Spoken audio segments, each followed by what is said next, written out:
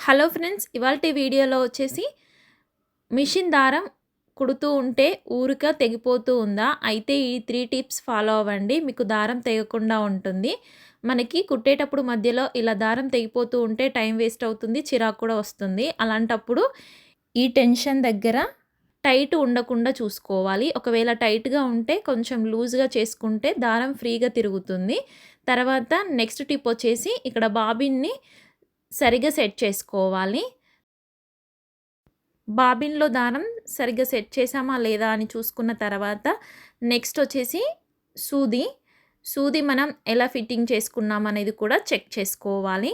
మనం మన మిషన్‌కి తగ్గట్టు నెంబర్ సూది మాత్రమే యూజ్ చేశామా లేదా అని కూడా ఒకసారి చెక్ చేసుకోవాలి. ఇక్కడ నా మిషన్‌కి వచ్చేసరికి 14 సైజ్ వస్తుందన్నమాట. ఇది వన్ సైడ్ ఇలా ఫ్లాట్‌గా ఉంటుంది. దీన్ని చెక్ చేసుకొని కరెక్ట్‌గా ఇది ఫిట్టింగ్ చేసుకోవాలి. ఈ ఫ్లాట్‌గా ఉన్న సైడ్ లోపటికి పెట్టేసుకోవాలి. వేరే నెంబర్ సూది అయితే మనకి ఊరికే దారం తెగిపోతూ ఉంటుంది. సూదిలో నుంచి దారం బయటకొచ్చేస్తూ ఉంటుందన్నమాట. అలా కాకుండా కరెక్ట్ సైజ్ నెంబర్ చూసుకొని మాత్రమే మిషన్‌లకి ఈ విధంగా సెట్ చేసుకోవాలి. ఇక్కడ చూసారు కదా! ఇలా ఉన్న సైడ్ లోపటికి సెట్ చేసుకోవాలి. నేను ఇంతకుముందు పెట్టిన సూదొచ్చేసి 16 అనమాట. అది సరిగ్గా సెట్ అవ్వలేదు. మళ్ళీ 14 తెచ్చేసుకొని మళ్ళీ ఫిట్టింగ్ చేసుకుంటున్నాము.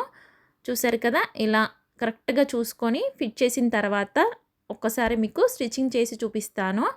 వేరియేషన్స్ ఎలానో తెలుస్తాయన్నమాట.